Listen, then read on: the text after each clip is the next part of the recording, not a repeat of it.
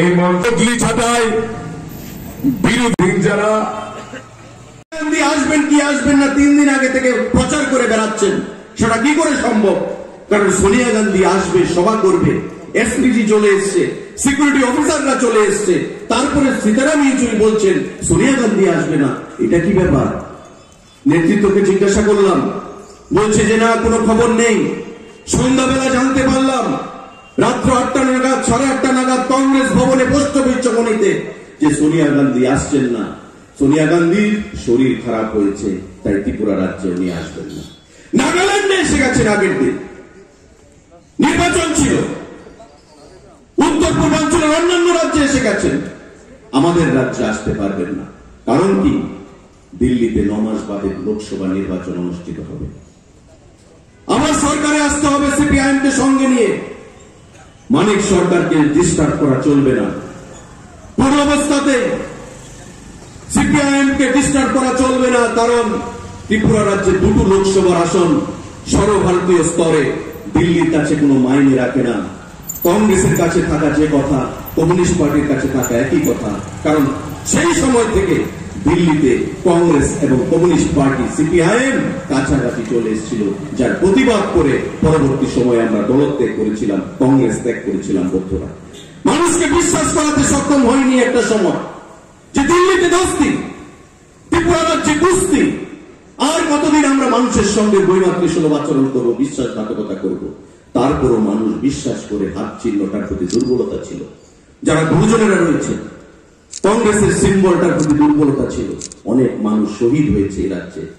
আজকে এই কংগ্রেস জোট করলো কমিউনিস্ট পার্টির সঙ্গে পশ্চিম বাংলায়, যারা প্রতিবাদ করলো, আমরা সঙ্গে ছিলাম, মলিক বাবু ছিলেন, প্রত্যেকে যারা আমরা প্রতিবাদ করলাম, যেটা মানা যায় না। আমরা কি মুখ নিয়ে বাম বিরোধী মানুষের কাছে যাব, প্রতিবাদ করব, লড়াই করব? রাহুল গান্ধী, সোনিয়া গান্ধী বললেন যে কেরালার পলিসিতে চলতে হবে। কেরালা যে পলিসিতে চলছেন, ত্রিপুরা রাজ্য একই পলিসিতে চলতে হবে। আমরা চললাম, কিন্তু ধীরে ধীরে দেখলাম যে কমিউনিস্ট পার্টি এবং কংগ্রেস একই নৌকার মধ্যে চলে এলো, এবং তার একটা নমুনা আমরা দেখলাম 2023 সালের বিধানসভার এই রাজ্যের নির্বাচনী। বন্ধুরা, যারা সিপিআইএমকে পরাজিত করার জন্য কংগ্রেস ত্যাগ করেছিলেন, বিজেপি দলে নাম লিখিয়েছিলেন, তৃণমূল দলে নাম লিখিয়েছিলেন, আজকে সেই সমস্ত নেতৃত্বরা বলছে, কমিউনিস্ট পার্টির মঞ্চে উঠে লাল পতাকা পথ করে উঠছে, যেটা বুদ্ধদেব ভট্টাচার্য করেছিলেন রাহুল গান্ধীকে সঙ্গে নিয়ে পশ্চিম বাংলার ব্রিগেডের সভায়। পথ করে লাল পতাকা উঠছে, আর রাহুল গান্ধী বক্তব্য রাখছেন যে ভাই और बहनों, কমিউনিস্ট পার্টিকে ভোট দিন, কমিউনিস্ট পার্টির আদর্শ অত্যন্ত উৎকৃষ্ট আদর্শ, তাদেরকে ভোট দিন, তাদেরকে জয়ী করুন, দিকে দিকে তৃণমূলকে পরাজিত করুন। সেখানে বক্তব্য রাখলেন রাহুল গান্ধী। আর পরের দিন কেরালার এর্নাকুলামে গিয়ে রাহুল গান্ধী বলছেন যে কমিউনিস্ট পার্টিকে ভোট দেবেন না, কারণ কমিউনিস্ট পার্টির আদর্শ হচ্ছে বস্তা পচা আদর্শ। কমিউনিস্ট পার্টির আদর্শতে ভারতবর্ষের যুবক, ভারতবর্ষের যুব সমাজ বা ভারতবর্ষের মানুষ আকৃষ্ট হয় না।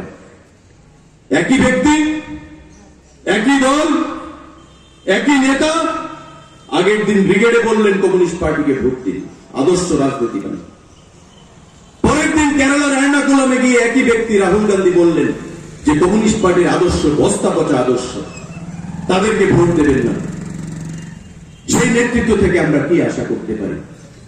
সেই নেতা যখন আগরতলায় আসেন, ত্রিপুরা রাজ্যে আসতেন, এসে কমিউনিস্ট পার্টির বিরুদ্ধে বলতেন যে আপনারা কংগ্রেসকে ভোট দিন, তো স্বাভাবিকভাবেই এই রাজ্যের মানুষ কংগ্রেসের প্রতি যে মোহ ছিল, যে ভালোবাসা ছিল, যে বিশ্বাস ছিল, ধীরে ধীরে তা প্রত্যাখ্যান করেছে এবং ভারতীয় জনতা পার্টি দলে নাম লিখিয়ে শিবিরকে শক্তিশালী করেছে। বন্ধুরা, মোদীজি আমাদেরকে মুক্ত করেছেন 2018 সালে এই রাজ্যে কমিউনিস্টের অপশাসন থেকে, 25 বছরের কমিউনিস্টের অপশাসন থেকে আমাদেরকে মুক্ত করেছেন।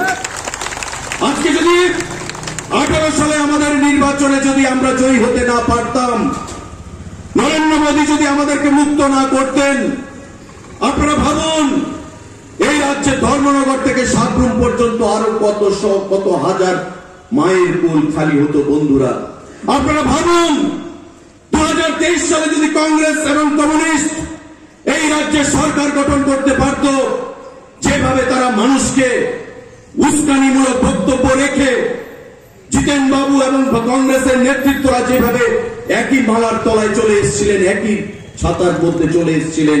যদি এই রাজ্যে সরকার গঠিত হতো, আগরতলা শহর সহ সারা ত্রিপুরা রাজ্যে শ্মশানে পরিণত করতে পারত তারা। আর